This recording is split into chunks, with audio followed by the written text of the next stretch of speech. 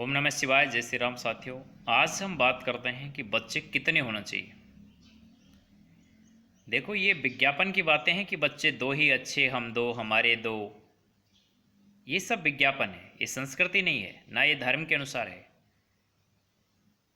तो संस्कृति की अगर बात करें तो इंडियन संस्कृति के अंदर 4 बच्चे पैदा होने चाहिए कम से कम। चाहे चारों बेटे हो चाहे बेटियां हो, कोई भेदभाव नहीं है। 4 संतान एक माता पिता को जन्म देनी चाहिए। और कम से कम दो संतान तो आपको होनी ही चाहिए।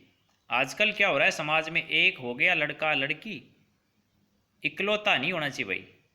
भाई क्या गारंटी है उसको कोई रोग हो गया, कहीं एक्सीडेंट हो गया, वो चला गया तो। बच्चे के बिना, देखो, बच्चा माँ बाप के बीच के अंदर क्या है, सामंजस्य स्थापित करता है।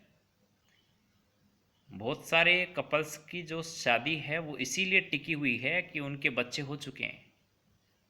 अगर बच्चे नहीं हो तो वो कब के एक दूसरे को छोड़ के भाग जाएंगे, साथ रह ही नहीं सकते।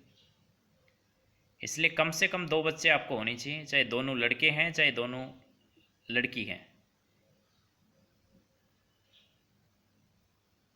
ऐसा सोचने की आवश्यकता नहीं है कि मेरे तो दोनों ही लड़की हैं, दोनों ही मतलब मेरा वंश कैसे चलेगा, कैसे होगा।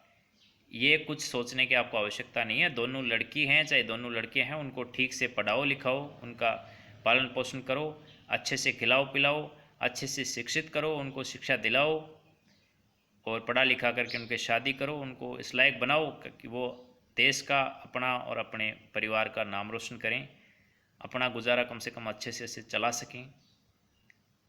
आपके जो परिवार में वो आए हैं, आपके परिवार को सदगति की ओर लेके जाएं, आगे बढ़ाएं।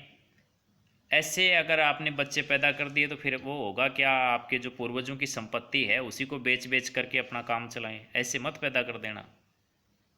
यानी कि जो आपके पूर्वजों ने छोड़ा उसको सारा खा पी के उड़ा दें। ये सब माता पिता के ऊपर निर्भर करता है, शुरुआती शिक्षा के ऊपर। जन्म से 12 वर्ष तक आपने अपने बच्चे को क्या एजुकेटेड किया, क्या एजुकेशन दी। ये गुरु तो बाद में शिक्षा देता है, वो तो एजुकेशन दे रहा है, वो स्कूली शिक्षा है।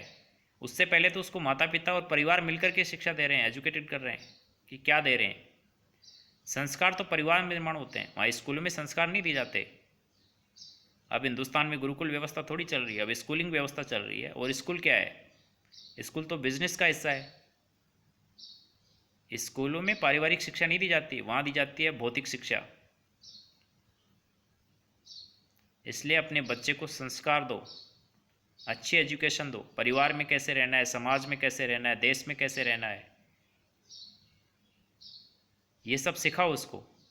इसीलिए देखते नहीं, बड़े जो लोग होते हैं, संपन्न जो लोग हैं, वो अपने बच्चों को कभी भी गवर्नमेंट स्कूल्स में नहीं पढ़ाते।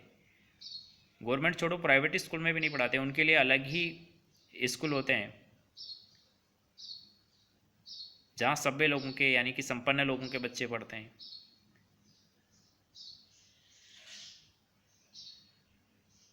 धन्यवाद। जय हिंद, जय भारत।